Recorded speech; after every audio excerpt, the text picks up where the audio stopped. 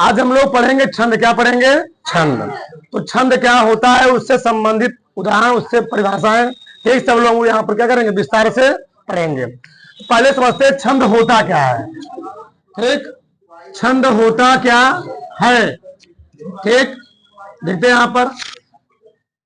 तो छंद, जो छंद शब्द है, क्या, जो छंद शब्द है यह छद धातु से मिलकर बना है। धातु होता है, जैसे हम लोग पढ़ते हैं पढ़ धातु, गम धातु, उसी प्रकार से जो छंद शब्द है यह छद धातु से मिलकर बना है। छद धातु से मिलकर, छद धातु से मिलकर क्या है, बना है। पूछता है छद, छंद का अर्थ क्या होता है, छंद शब्द का अर्थ क्या होता है। जो छंद का अर्थ होता है, छंद का अर्थ वह होता है आह्लादित करना। आह्लादित, आह्लादित, लादित करना यानी खुश करना। क्या? आह्लादित करना यानी खुश करना, यानी प्रसन्न करना, खुश करना।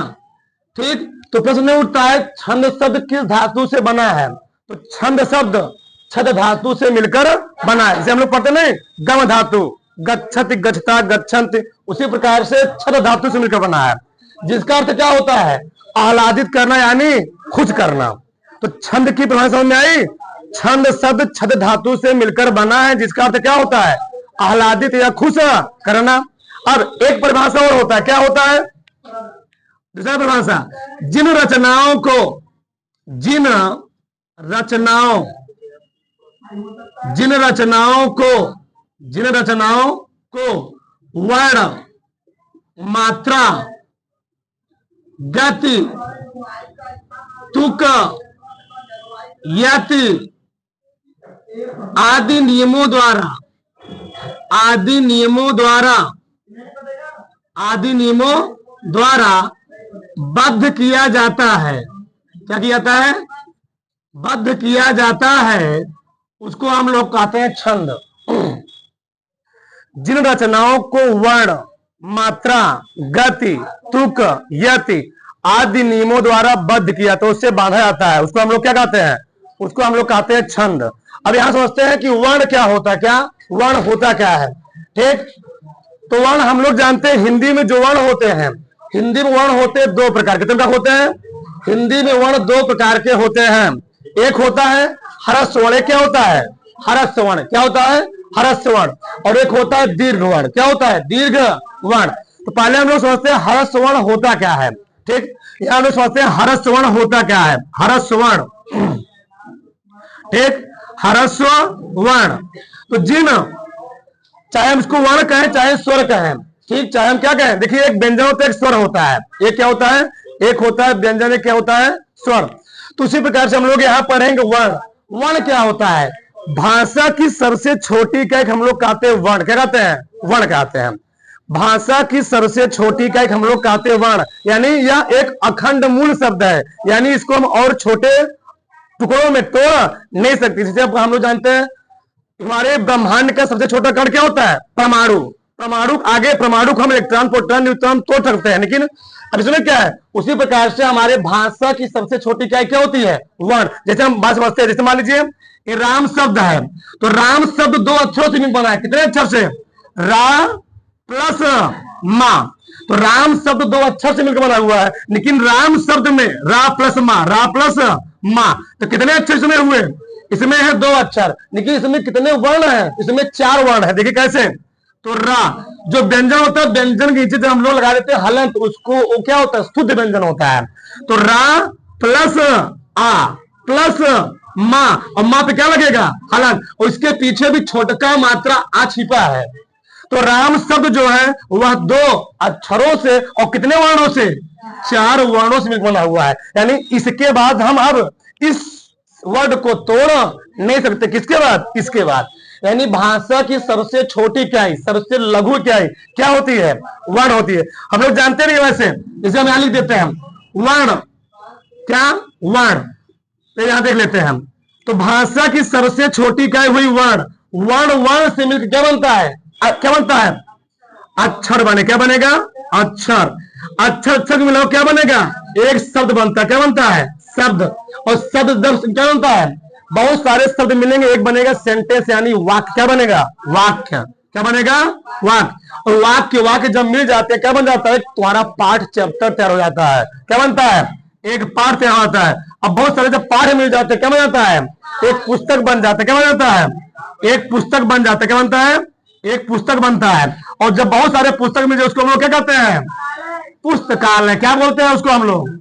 लाइब्रेरी। क्या बोलते हैं? पुस्तकालय।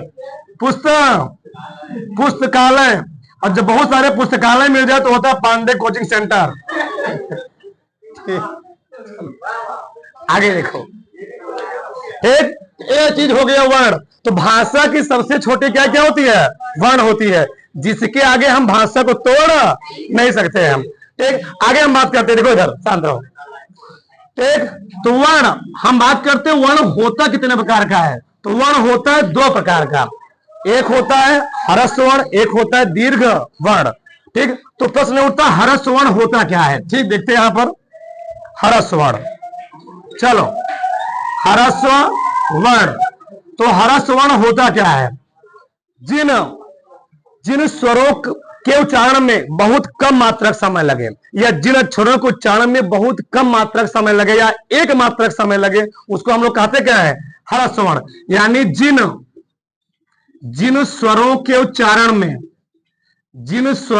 उच्चारण में प्रोनाउंसिएशन, उच्चारण में कम समय, क्या कम समय, उसको हम लोग कहते हैं एक मात्रक समय लगे। ऐसे कम समय लगे उसको हम लोग क्या कहते हैं? ह्रस्व वर्ण या ह्रस्व स्वर कहते हैं। जैसे हमने लिखा आ, छोटका, छोटके ई, छोटका ऊ और री, ये सब क्या होते हैं? ह्रस्व वर्ण होते हैं। इन सभी के लिए हम छंद में एक मात्रा काउंट करते हैं। कितना मात्रा काउंट करते हैं? एक मात्रा काउंटिंग करते हैं। और एक मात्रा हम लोग खड़ी पाई दो दिखाते हैं। कैसे कहते हैं? खड़ी पाई, सीधी पाई दो दिखाते हैं। एक मात्रा जब हम लोग छंद में एक मात्रा काउंट करेंगे उसको किसे दिखाएंगे हम लोग? खड़ी पाई यानी सीधी पाई। तो क्या करते हैं? उसको रिप्रेजेंटेड करते हैं, यानी दर्शाते हैं एक मात्रा को। अब अगला है दीर्घ स्वर यानी दीर्घ वर्ण। तो जिन स्वरों के उच्चारण में दीर्घ वर्ण, तो दीर्घ वर्ण क्या होता है? जिन स्वरों के उच्चारण में या जिन वर्णों के उच्चारण में, जिन स्वरों के उच्चारण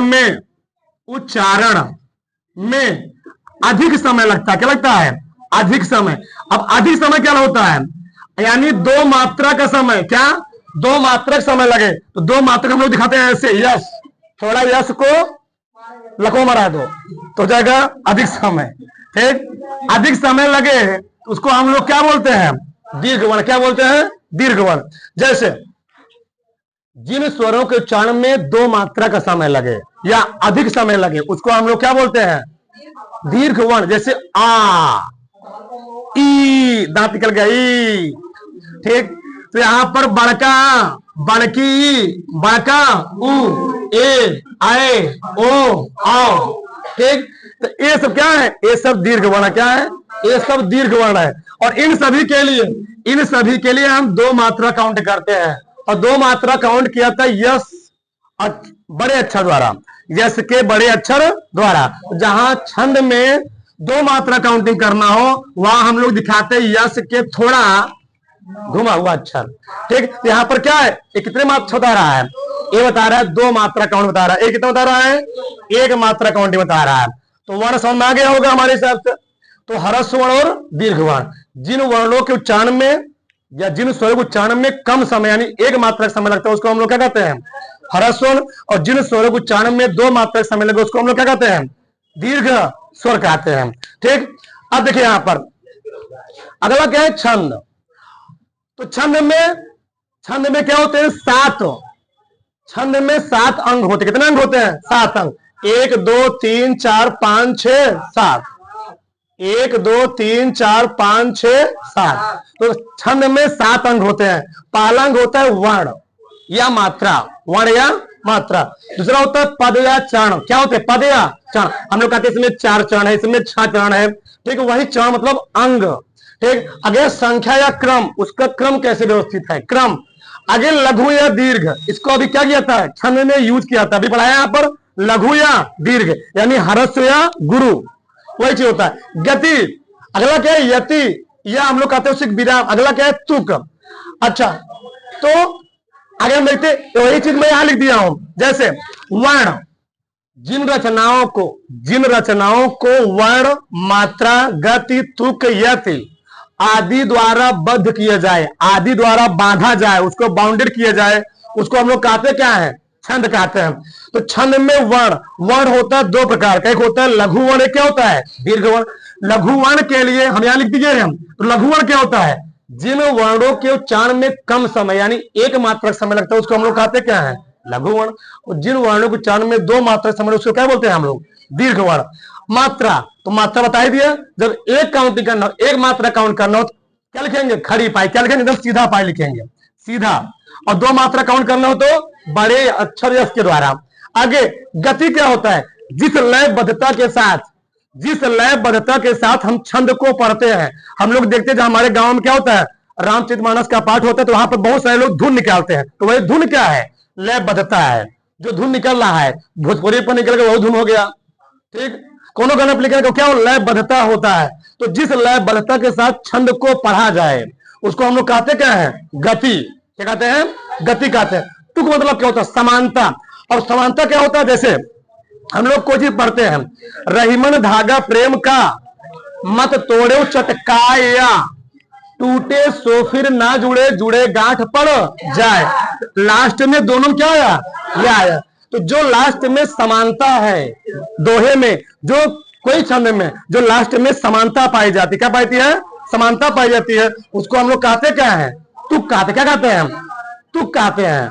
तुक क्या समझ में आया, तो लास्ट में चाहे कोई छंद हो जो समानता पाई जा रही है, समानता पाई जा रही है, उसको हम लोग क्या कहते हैं, उसको हम लोग कहते हैं तुक। जैसे चल चेतक तलवार उठा करता था भूतल पानी को आया ना, राणा प्रताप सिर काट कर करता था सफल जवानी को।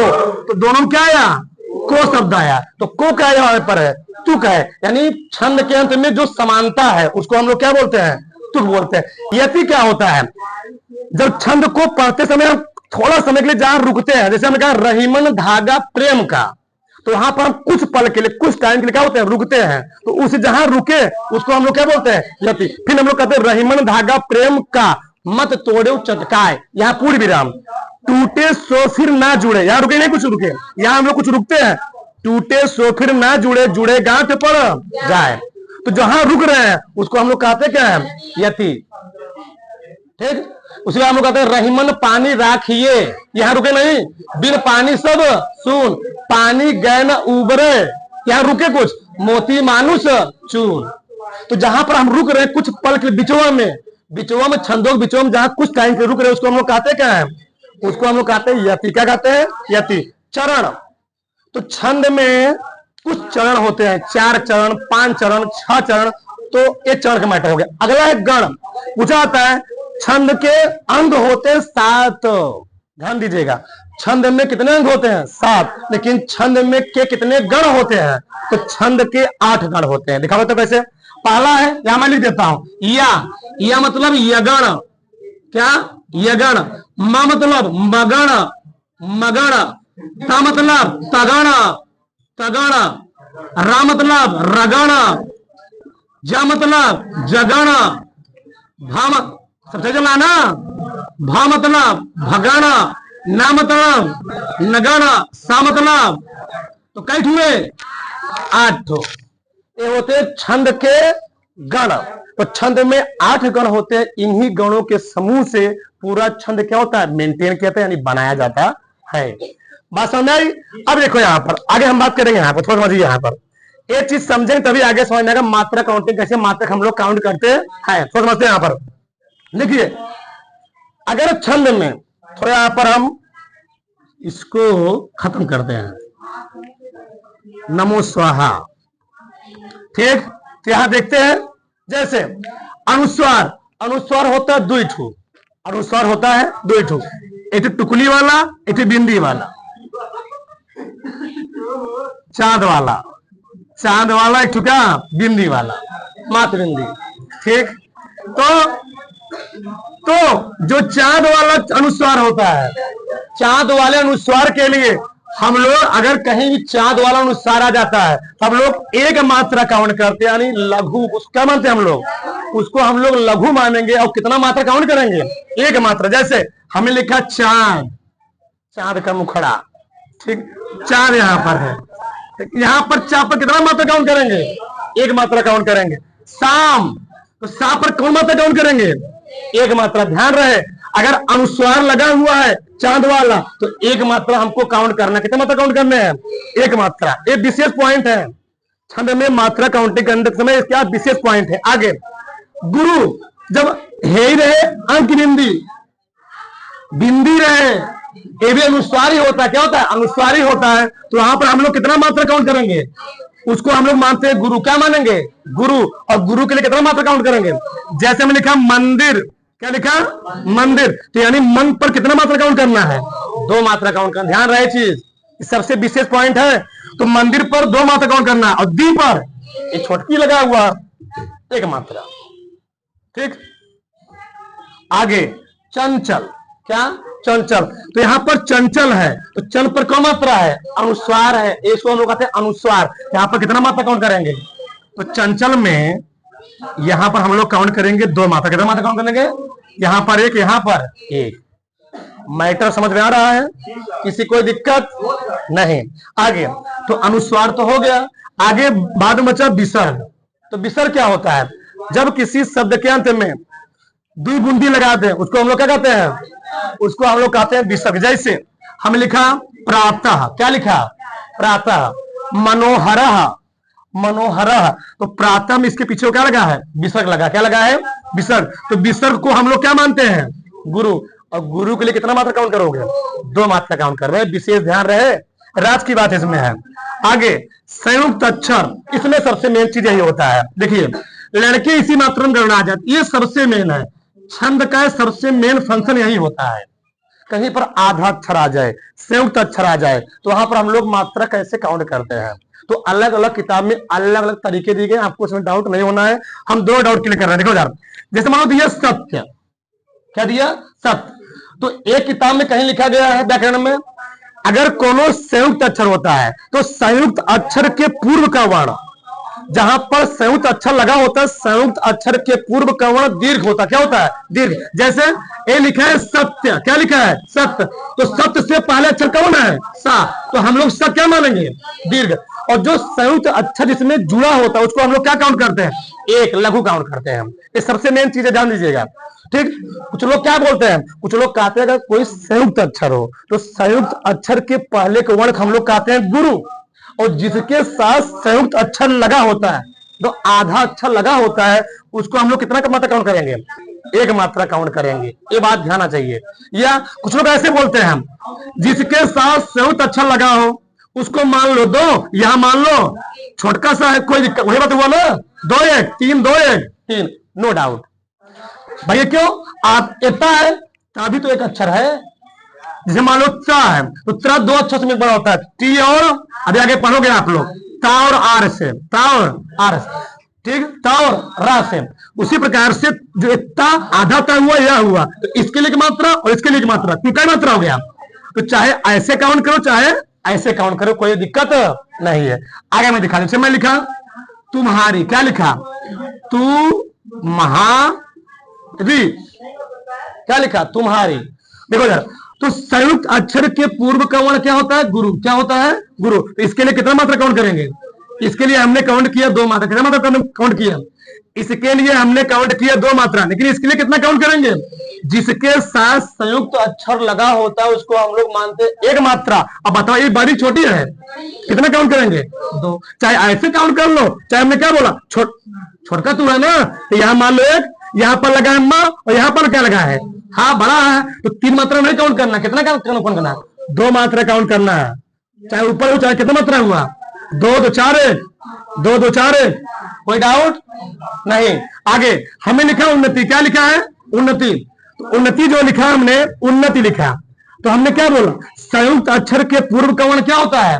गुरु होता है, तो इसको हमने लिख लिया क्या, गुरु। और जिसके साथ लगा होता है क्या होता है, लघु। यहाँ कितना लिखा, एक लिखा, और यहाँ कितना लिखा, एक। चाहे ऐसे काउंट कर लो, चाहे हमने क्या बोला, छोटकाऊ है ना, तो छोटकाऊ के लिए कितना लिखोगे, एक। क्या लिखा हूं, अब बताओ कई ना इसमें है, एक ना के लिए एक, दूसरे ना के लिए एक, तो कई हो जाएगा, दो। कई नीचे बताओ, दो दो, एक दो, दो एक तीन एक। कोई दिक्कत, कोई डाउट है? बहुत मेन चीज है छंद का, मात्रा कोनो मात्रा जो आप किसी छंद का मात्रा काउंट कर लें, कोई दिक्कत नहीं होगा उसमें। आगे हमें लिखा श्याम, क्या लिखा, श्याम। तो श्याम में अब पहले अक्षर कोई आ जाए, तो इसके पहले कोई अक्षर तो है नहीं ना, इसके पहले कोई अक्षर है नहीं, तो श्याम में इसको हम लोग कितना काउंट करेंगे, दो मात्रा काउंट करें, इसके लिए कितना मात्रा काउंट करेंगे, एक मात्रा। ये सबसे मेन चीज था। आगे हम लोग पढ़ते हैं छंद। तो छंद होता है तीन प्रकार, कितने प्रकार होता है, तीन प्रकार का। पहला होता है मात्रिक छंद, दूसरा क्या होता है, वार्णिक छंद, और तीसरा क्या होता है, मुक्तक छंद। तो मात्रिक छंद क्या होता है, जिन छंद में, जिस छंद में मात्राओं के द्वारा, जिसको मात्राओं द्वारा क्या कहता है, बनाया जाए, उसको हम लोग कहते क्या है, मात्रिक छंद। वार्णिक छंद, जिसको वर्ण के माध्यम से रचा जाए, यानी बनाया जाए, बद्ध किया जाए, उसको हम लोग क्या बोलते हैं, वार्णिक छंद। क्या बोलते हैं, वार्णिक छंद।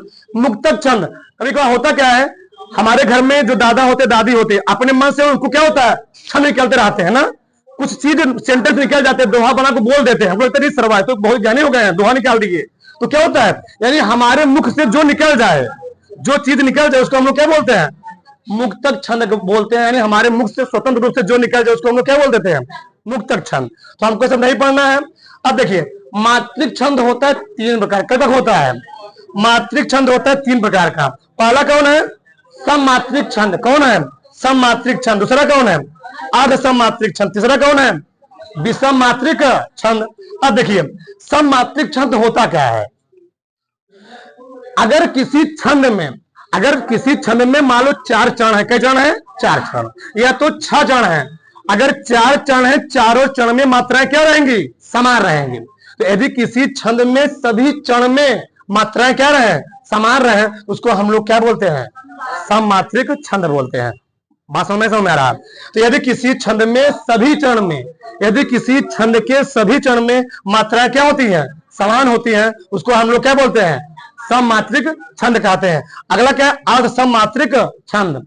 अर्ध सममात्रिक छंद का मतलब क्या है, यानी अगर किसी छंद में चार चरण है, तो मतलब पहले और तीसरे और दूसरे और चौथे चरण में मात्राएं क्या रहेंगी, समान रहेंगी, समान रहेंगे, लेकिन सभी चरण में मात्राएं समान नहीं रहेंगी, यानी आधी आधी मात्राएं समान हो, क्या हो, जब किसी छंद के चरण में आधी आधी मात्राएं क्या हो, समान हो, उसको हम लोग क्या बोलते हैं, अर्ध सममात्रिक छंद कहते हैं। अगला है विषम मात्रिक छंद, जिसके कौन चरण में कोनो मात्रा उतना समान ना हो, उसको हम लोग क्या बोलते हैं, विषम मात्रिक छंद। अब देखिए, सममात्रिक छंद में चार आते हैं, चारों गीत हरि। चार मतलब चौपाई। तो चौपाई में चार चरण होते हैं, कितने चरण होते हैं, चौपाई में चार चरण होते हैं। हम लोग पढ़ते हैं ना हनुमान चालीसा, क्या पढ़ते हैं, हनुमान चालीसा। तो हनुमान चालीसा में बुद्धिहीन तनु जान के सुमरो पवन कुमार, बल बुद्धि विद्या देव मोहि हरहु कलेश विकास, एक हलहु करे विकार। तो इसके ये दोहा है, क्या है, दोहा। इसके बाद जो तुम पढ़ो पूरा क्या है, चौपाई। ठीक, तो यहाँ पर चौपाई में कितने चरण होते हैं, चौपाई में चार चरण होते हैं, और प्रत्येक चरण में कितनी मात्राएं होती हैं, 16 मात्राएं होती हैं, ध्यान रहे चीज। तो चौपाई में कितने चरण, चार चरण, कितनी मात्राएं। तो चौपाई कौन सा छंद हुआ, क्योंकि इसके प्रत्येक चरण में कितनी मात्राएं होती हैं, 16 मात्राएं होती है, चार चरण होते हैं। अगला है रोला। तो रोला में भी चार चरण होते हैं, और प्रत्येक चरण कितनी मात्राएं होती हैं, 24 मात्राएं होती है, इसलिए कौन सा छंद है, सममात्रिक छंद। अगला गीतिका। तो गीतिका के प्रत्येक चरण में कितनी मात्राएं होती हैं, 26 मात्राएं। ये हमको पढ़ना होता है ऊंचे लेवल पर, ठीक ना, टेट सुपर टेट होता है, हाई स्कूल में 12th में सब नहीं है, ठीक, लेकिन जानते रहो हर गीतिका। तो हर गीतिका के प्रत्येक चरण में कितनी मात्राएं होती हैं, 28। तो हमको पढ़ना क्या है, यही दो ठो चौपाई। चौपाई में कितने चरण, चार चरण होते हैं, तो प्रत्येक चरण कितनी मात्राएं होती हैं, 16 मात्राएं। और रोला में कितने चरण, चार चरण, कितने मात्राएं होती हैं, 24 मात्राएं होती हैं। अगला है अर्ध सममात्रिक छंद। यानी आधा आधा मात्राएं क्या हो, समान हो, तो उसको हम लोग क्या बोलेंगे, अर्धसम मात्रिक छंद। तो अर्धसम मात्रिक छंद में आता क्या है, पहला है दोहा। पहला क्या है, दोहा। तो दोहा में भी 4 चरण होते हैं। कितने चरण होते हैं, दोहा में भी 4 चरण होते हैं, पहले और तीसरे चरण। पहले और तीसरे को हम लोग कहते हैं विषम चरण। 1 और 3 क्या होता है, विषम संख्या होता है ना, यानी पहले और तीसरे चरण यानी 1 और 3 में 13 मात्राएं होती हैं, और दूसरे और चौथे चरण यानी सम चरण में, किसमें, यानी विषम चरण में 13 मात्राएं और सम चरण में 11 मात्राएं होती हैं। उसको हम लोग क्या कहते हैं, उसको हम लोग कहते हैं दोहा। जैसे हमने बताया, रहीमन पानी राखिए बिन पानी सब सुन, पानी गए न उबरे मोती मानुष चून। इसको आप काउंट करेंगे, इसके पहले और तीसरे में कितना मात्राएं आएंगे, दिखाएंगे आगे, हम उदाहरण दिखाएंगे। यहाँ पर 13 मात्राएं, और इसके दूसरे चौथे कितना आएंगी, 11 मात्राएं। ठीक, तो दोहा एक अर्धसम मात्रिक छंद है। इसमें 4 चरण होते हैं। इसके पहले और तीसरे यानी विषम चरण में 13 मात्राएं, दूसरे और चौथे यानी सम चरण में 11 मात्राएं होती हैं। आइए सोरठा। दोहे का पूरा उल्टा क्या होता है, सोरठा। जब उल्टा हो तो मतलब क्या क्या बोलेंगे, इसके पहले और तीसरे यानी विषम चरण में 11 मात्राएं, और दूसरे और चौथे यानी सम चरण में कितने मात्राएं होती हैं, 13 मात्राएं होती हैं। दोहे का पूरा उल्टा क्या होता है, सोरठा होता है। ठीक, आगे बरवे। क्या, बरवे। तो बरवे में भी 4 चरण होते हैं। इसके पहले और तीसरे में कितनी मात्राएं होती हैं, 12, और दूसरे चौथे में कितने होती हैं, 7 मात्राएं होती हैं। उसी प्रकार से उल्लाला। ठीक, जान जाओगे। ठीक, तो यहाँ पर पहले और तीसरे में कितनी मात्राएं होती हैं, 15, दूसरे और चौथे में 13 मात्राएं होती हैं। आगे शान, विषम मात्रिक छंद। तो विषम मात्रिक छंद में 2 आते हैं। पहला क्या है, कुंडलियां। क्या है, कुंडलियां। दूसरा क्या है, छप्पर। जो कुंडलियां होता है वह दोहा और रोला से मिलकर बना होता है। तो जो दोहा और रोला से बने उसको हम लोग क्या बोलते हैं, कुंडली। और जो छप्पर क्या होता है, जो रोला और उल्लाला से बने उसको हम लोग क्या बोलते हैं, उसको हम लोग बोलेंगे छप्पर।